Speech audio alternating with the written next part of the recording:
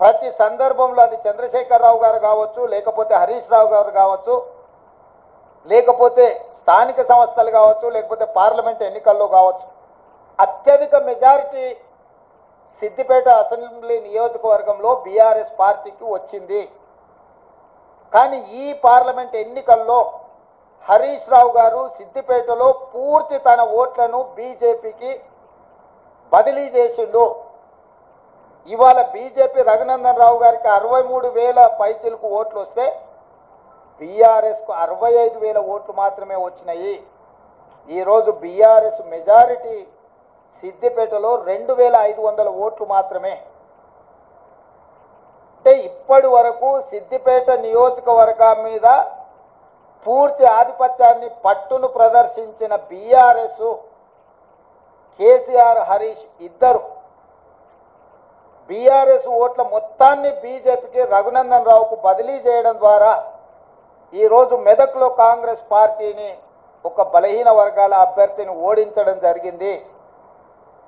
మాకు కేవలం సిద్దిపేటలో వచ్చిన మైనస్ వల్లనే ఈరోజు దాదాపుగా మేము మెదక్ పార్లమెంట్ సీటును ఓడిపోవడం జరిగింది. అంటే బీఆర్ఎస్ను నమ్మి నిలబడ్డ వెంకట్రామరెడ్డిని నమ్మించి మోసం చేయడమే కాకుండా కాంగ్రెస్ పార్టీని ఓడించాలా, కాంగ్రెస్ పార్టీ అంటేనే ఏవగింపు లేకపోతే కోపము ప్రదర్శించి ఆత్మ బలిదానం చేసుకొని అవయవ మార్పిడికి పాల్పడి ఈరోజు బీజేపీని గెలిపించారు.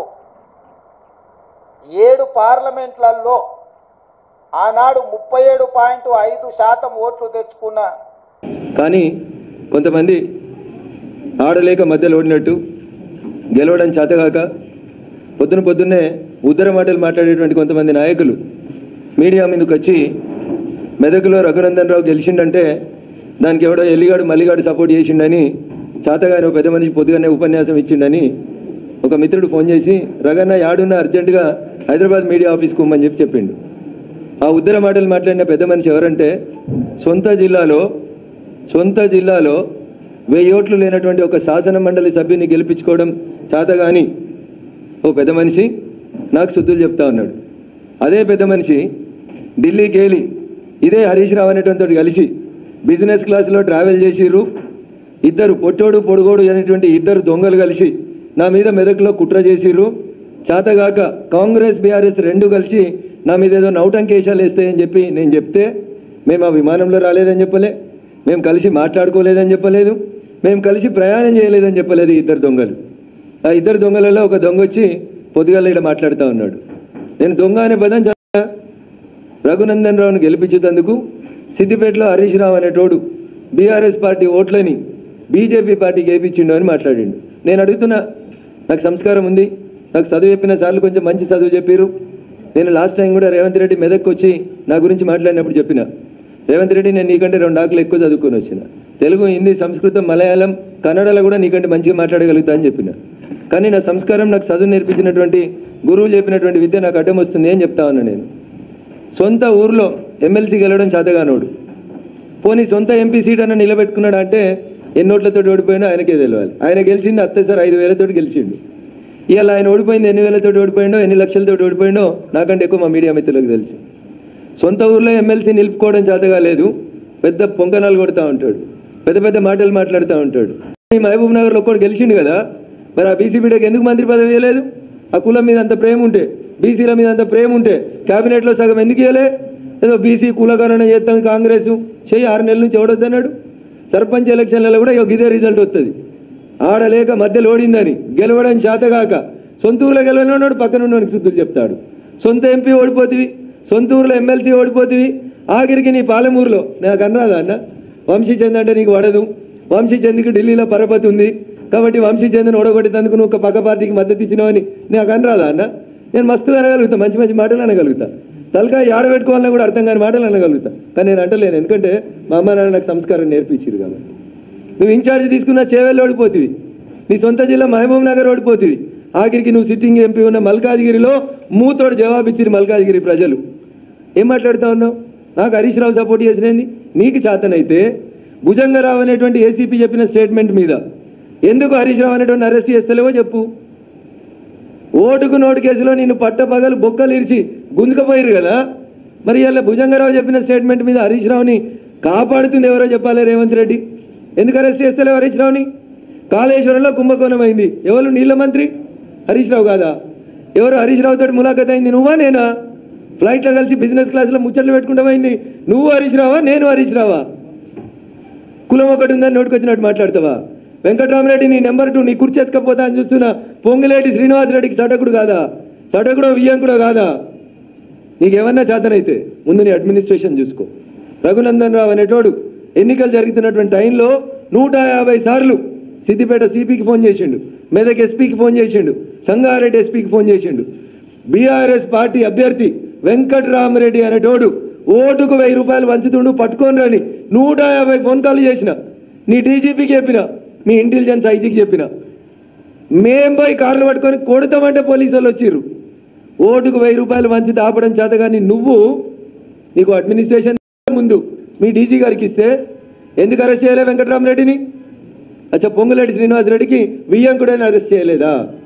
లేకపోతే గెలిచినాక వెంకటరామరెడ్డి గారు, హరీష్ గారు, మిగతా మా మెదక్ జిల్లాలో ఉన్న బీఆర్ఎస్ ఎమ్మెల్యేలు అందరూ కలిసి మీ పార్టీలకు వస్తారని చెప్పి ఏమన్నా ఫ్లైట్లో ఒప్పందం చేసుకున్నారా రేవంత్ రెడ్డి గారు? నాకైతే అంతే అనిపిస్తుంది. అందుకనే మీరు ఆ రకంగా పనిచేసిరేమో అని నేను అనుకుంటా ఉన్నా. అందుకని రేవంత్ రెడ్డి గారు మెదక్ పార్లమెంట్ గురించి కానీ రఘునందన్ గురించి కానీ మాట్లాడేటప్పుడు ఒక్క అక్షరం, ఒక ఏళ్ళు నాదికి చూపిస్తే మిస్టర్ రేవంత్ రెడ్డి 4 ఏళ్ళు నేను చూపెడతాయి. రఘునందన్ రావు జై తెలంగాణ అన్నోడు, రఘునందన్ రావు రోడ్లు ఎక్కినోడు, రఘునందన్ రావు పోలీసులతోటి కలబడ్డాడు, కుస్తీ పట్టినోడు, ఆఖరికి ప్రతి చౌరస్తాలో ఈట్కా జవాబ్ పత్తర్ సే దేంగే అని చెప్పి వచ్చినాడు రఘునందన్. కాబట్టి నీలాంటి వాళ్ళకి ఎవడు భయపడ్డాడు కాదు. రఘునందన్ గురించి మాట్లాడాలంటే బాగా దగ్గర పెట్టుకో, ఒళ్ళు దగ్గర పెట్టుకొని మాట్లాడుకో. నేను చెప్పిన దాంట్లో ఏమైనా తప్పు ఉందని నువ్వు చెప్తే నేను నిరూపించడానికి సిద్ధంగా ఉన్నా. అరే 1200 ఓట్లలో పొంకనాలు కొట్టినావు, ఇంకా ఎమ్మెల్సీ మేనేజ్ చేసుకోవడం చేతగాలే. మాది నైతిక విజయం అంటాడు నీ మంత్రి ఒక ఆయన వచ్చి. ఓడిపోయినానికి నైతిక విజయం ఏముంటుంది? రాజకీయాల్లో జో జీతా ఓయి సికందర్, ఓడిపోయినోడు శుద్ధులు చెప్పుడేంది? ఏం చెప్తా ఉన్నారు మీరు ముచ్చట్లు? అందుకని మీరు ఒకసారి దయచేసి ఆలోచించుండ్రి, అర్థం చేసుకోండి ప్రజలారా. రేవంత్ రెడ్డి అనేట ఆయన నాకు చెప్పరాదా? మరి మహబూబాబాద్లో ఎట్లా గెలిచిరు మీరు? బీఆర్ఎస్ ఎంపీ లేదా మహబూబాబాద్లో? సిట్టింగ్ ఎంపీ ఎవరు? మహబూబాబాద్లో బీఆర్ఎస్ సిట్టింగ్ ఎంపీ నోడగొట్టుకొని, మీ మాలవతి కవిత గారు నోడగొట్టుకొని కేసీఆర్ గారు, హరీష్ రావు గారు మీకు ఓట్లు వేయించిరా? బలరాం నాయక్ గారిని గెలిపించిరా? ఖమ్మంలో మీ పొంగులేటి శ్రీనివాసరెడ్డి వియ్యంకుని గెలిపించేందుకు ఈ పని చేసిరా? ఎవరిని నామా నాగేశ్వరరావుని బలి చేసి బీఆర్ఎస్ వాళ్ళంతా కాంగ్రెస్ కోట్లు వేసిరా? నేను మాట్లాడగలుగుతాను కదా, చాలా ఉన్నాయి కదా సాక్ష్యాలు, ఆధారాలు. 8 చోట్ల నువ్వు గెలిచినావు కదా, ఆ 8 చోట్లలో బీఆర్ఎస్ ఓట్ షిఫ్ట్ నీకు అయిందా? అదేనా హరీష్ రావుకి నీకు మధ్యలో ఉన్నటువంటి అగ్రిమెంటు? చంద్రశేఖరరావు అనేటువంటి బొందబెట్టి బీఆర్ఎస్ పార్టీని హస్తగతం చేసుకునేందుకు, బీఆర్ఎస్కి 0 సీట్లు వచ్చేందుకు ప్రయత్నం చేస్తా అని అల్లుంతో నువ్వేమైనా అగ్రిమెంట్ చేసుకున్నావా రేవంత్ రెడ్డి? అందుకని రఘునందన్ గురించి మాట్లాడే కంటే ముందు, రఘునందన్ నోట్లో నోరు పెట్టే కంటే ముందు ఒళ్ళు దగ్గర పెట్టుకోమని చెప్పి అది ఎవరికైనా ఈ సందర్భంగా నేను చాలా స్పష్టంగా తెలియజేయదలుచుకున్నా. నేను చాలా స్ట్రైట్ ఫార్వర్డ్గా ఉంటా, ఉన్నది ఉన్నట్టే మాట్లాడతా, నిజాలే మాట్లాడతా.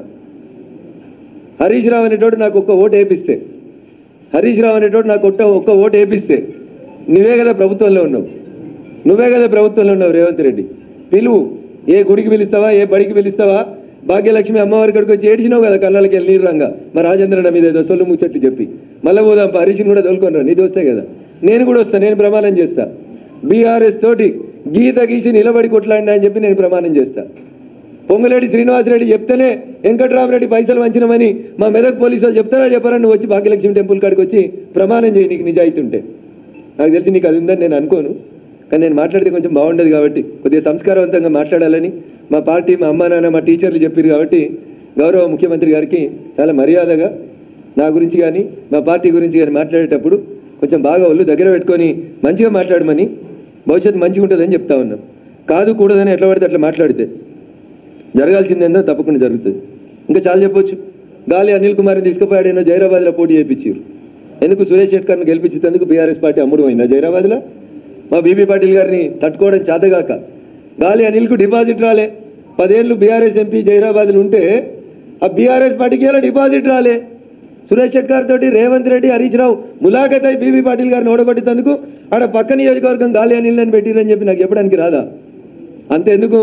నీలం మధుని బల్లిక బక్రా అని చేసింది హరీష్ రావు కాదా? నీలం మధు ఎవరి శిష్యుడు మెదక్ జిల్లాలో? హరీష్ రావు శిష్యుడు కాదా? రోజు హరీష్ రావు వెనకాల తిరిగినోడు కాదా?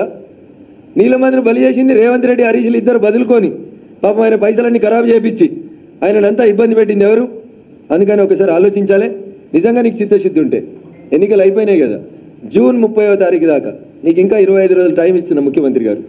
ఈ 25 రోజులల్లో నాకు తెలిసి నువ్వు తెలంగాణ ఉద్యమం చేయలేదు, నీకు ఆ పౌరుషం లేదు, ఆ రోషన్ లేదు, ఆ పదాలకు అర్థం కూడా తెలుసని నేను అనుకుంటలేను. ఒకవేళ ఉంటే ఎందుకంటే జయ జయ హే తెలంగాణ జననీ జయ కేతనం అనే పాటని నేను తెలంగాణ అధికారిక గీతంగా ప్రకటించిన అని చెప్పిన తెలంగాణ రోషం పౌరుషం నీలో ఉంటే డీసీపీ రాధాకిషన్ రావు ఇచ్చిన స్టేట్మెంట్ మీద ఈ 25 రోజులలో చంద్రశేఖరరావుని అరెస్ట్ చేసి నీ తెలంగాణ పౌరుషాన్ని చూపించు. ఏసీపీ భుజంగరావు ఇచ్చిన స్టేట్మెంట్ మీద హరీష్ రావు అనేట ఆయన తీసుకొచ్చి బొక్కలేసి నీకు చాతనైతుంది, నీ లోపల తెలంగాణ రక్తం ఉందని చెప్పు. లేకపోతే ఏముందో తెలంగాణలు పక్క పార్టీలతో పొద్దుకినాక మాట్లాడుకోవడాలు ఇవి నాకు రావు, మా పార్టీకి రావు. ఇవి వచ్చేది ఆయనకే వస్తుంది. అందుకని ఆయనే చెప్పాలి. ఏమైనా ఓడుకునోడు కేసులు ఏమైనా భయపడుతున్నాడా? ఎవరికైనా సాయం చేద్దామని, ఇంకేమైనా సాయం పొందుదామని అనుకుంటుండా? He has to answer those questions.